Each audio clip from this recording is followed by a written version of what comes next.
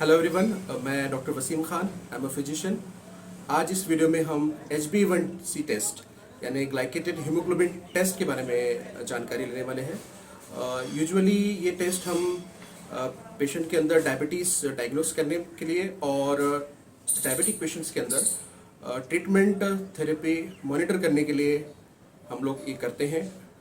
तो HbA1c या glycated haemoglobin होता क्या है? It's nothing but A modified haemoglobin. जब आरबीसीज के अंदर, यूजुअली हीमोग्लोबिन आरबीसीज के अंदर होते हैं, ब्लड के अंदर, जब इस हीमोग्लोबिन को ग्लूकोज आकर अटैच हो जाता है या उसका ग्लाइकेशन होता है हीमोग्लोबिन का विद दिस ग्लूकोज मेयोटी, तो हम उसे ग्लाइकेशन ऑफ द हीमोग्लोबिन या ग्लाइकेटेड हीमोग्लोबिन या HbA1c कहते हैं। तो इसका एडवांटेज क्या है, इसका यूज़ क्या है, इसके क्लिनिकल वैल्यूज़ क्या है, ये हम आज देखेंगे। देखिए, क्लिनिकल वैल्यू HbA1c टेस्ट की ये है कि ये आप किसी भी टाइम करवा सकते हैं, ड्यूरिंग डे टाइम और ड्यूरिंग नाइट। इसका कोई पर्टिकुलर ऐसा टाइमिंग नहीं है, आपने मॉर्निंग में करवाना है या पर्टिकुलरली इसको इवनिंग में करवाना है। दूसरी चीज़, इसका एडवांटेज ये है कि मील टाइम से भी इसका कोई रिलेशन नहीं है। कई बारी पेशेंट्स को हम डायबिटिक मरीजों को फास्टिंग और खाना खाने के बाद यानी पोस्ट प्रेंडियल शुगर्स के लिए एडवाइस करते हैं। तो HbA1c में वो एडवांटेज है, आप बिफोर मील और आफ्टर मील आप कभी भी ये टेस्ट कर सकते हैं। तीसरा, अगर पेशेंट डायबिटिक है और मेडिसिन ले रहा है तो इमीडिएटली अगर उसने पेशेंट ने डायबिटिक मेडिसिन ली भी हो तब भी हम ये टेस्ट करवा सकते हैं। इसके इंटरप्रिटेशन में कोई प्रॉब्लम नहीं आती है इस टेस्ट के।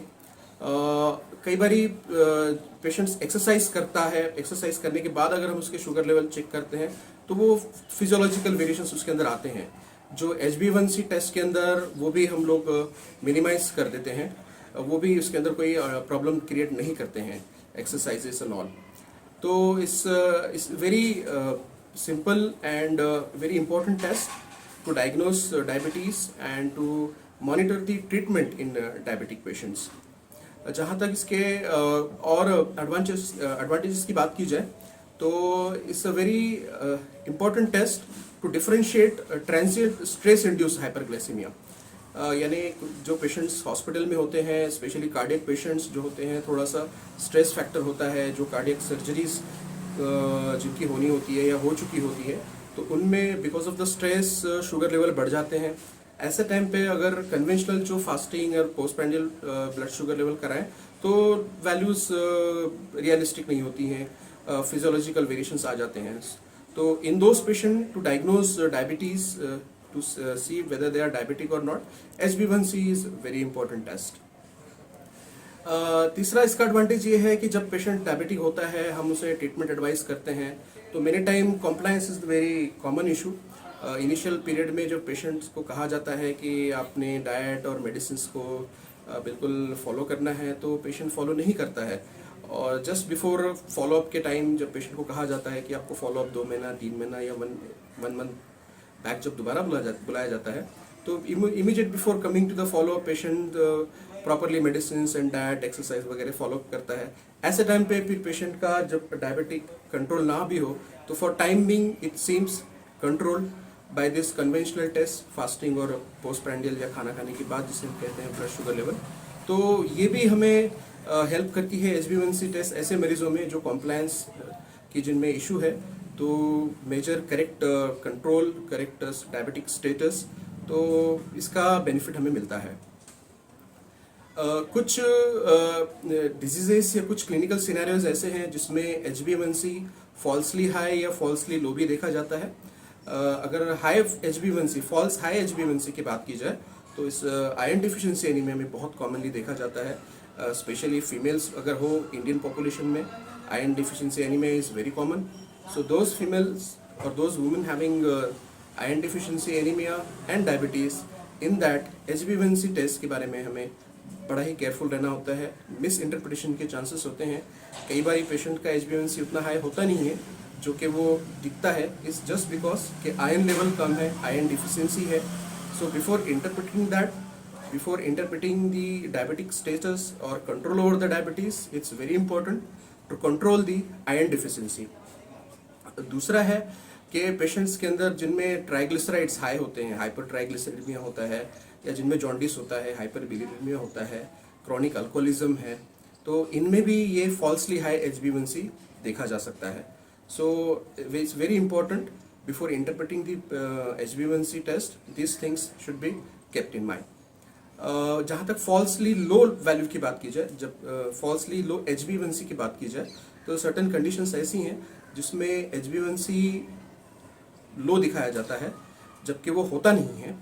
उसमें हम ब्लड लॉस, जिन मरीजों में ब्लड लॉस होता है ड्यू टू एनी कॉज, या थैलेसीमिया के पेशेंट्स हो, या रिसेंटली जिनमें ब्लड ट्रांसफ्यूजन किया गया हो और वो ब्लड ट्रांसफ्यूजन अगर ब्लड वो नॉन डायबिटिक पेशेंट का हो, तब भी HbA1c फॉल्सली लो देखते हैं.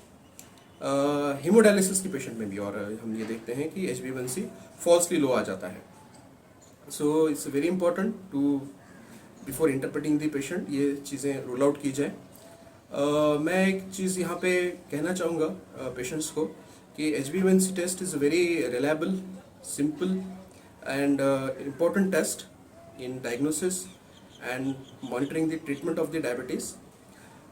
कई पेशेंट्स हम देखते हैं ये गलती करते हैं, जिन्हें देखना होता है डायबिटीज़ है या नहीं उन्हें, तो वो सिर्फ फास्टिंग टेस्ट कराते हैं, फास्टिंग ब्लड शुगर कराते हैं, या पोस्ट प्रैंडियल यानी खाने के बाद वाली टेस्ट कराते हैं, which is a very wrong thing. मैं रिकमेंड करूँगा कि आपको अगर आपका डायबिटीज़ स्टेटस पता करना है तो डू HbA1c टेस्ट. ये टेस्ट इसलिए इम्पोर्टेंट है कि ये आपका पिछले का 3 महीने का ग्लूकोज कंट्रोल हमें दिखाता है. जो RBCs का स्पैन होता है यूजुअली 120 डेज, तो 3 से 4 महीने का पिछला आपका ग्लूकोज का कंट्रोल हम इसे देख पाते हैं, जो कि इसका सबसे बड़ा एडवांटेज है. तो अगर ये HbA1c आप टेस्ट करवाते हो, अगर उसके अंदर आप डायबिटिक निकल के आते हो, तो आपको फिर फास्टिंग और post prandial blood sugar level भी कर लेना चाहिए, because fasting and post prandial blood sugar level से ट्रीटमेंट डिसीजन में आसानी होती है. ड्रग्स चूज करने में फिजिशियंस को या डायबिटोलॉजिस्ट को हेल्प होती है. So HbA1c test in diabetic patient along with fasting and post prandial blood sugar level. जहाँ तक कट ऑफ वैल्यू की बात की जाए, तो HbA1c less than 5.7 is absolutely normal. Okay, patient is not having diabetes. Between 5.7 to 6.4 patient is in pre diabetes stage, यानी diabetes अभी develop हुआ नहीं है. After certain duration of time diabetes can develop, and HbA1c equal to 6.4 और more than 6.4 we label patient as diabetic. तो ये diagnosis के लिए है कट ऑफ वैल्यूज HbA1c के. और जो मरीज ऑलरेडी डायग्नोस्ड है डायबिटीज से, तो उनमें हमें अगर देखना है कि whether they are having good control over diabetes और नॉट, तो उसकी कुछ अलग कट ऑफ्स हैं. डिफरेंट फेडरेशन और एसोसिएशन के अलग गाइडलाइंस हैं.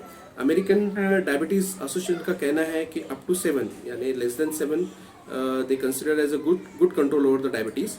और अमेरिकन एसोसिएशन ऑफ एंड्रोक्राइनोलॉजिस्ट उनका 6.5 यानी 6.5 या उससे नीचे अगर हो HbA1c लेवल, तो it's a good control over the diabetes.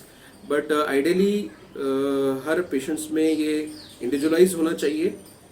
Different targeted goals होते हैं depending upon the patient profile. Patient अगर ओल्ड एज है या मल्टीपल कोमॉर्बिड कंडीशंस हैं, हार्ट इश्यूज़ हैं, कार्डियोवैस्कुलर हार्ट इश्यूज़ हैं, या कोई किडनी इश्यूज़ हैं, कोमॉर्बिड कंडीशंस हैं, तो इतना टाइट कंट्रोल डायबिटीज़ की आवश्यकता नहीं होती है. So we need to individualise the patients targeted HbA1c, okay, depending upon the profile of the patients. Yeah.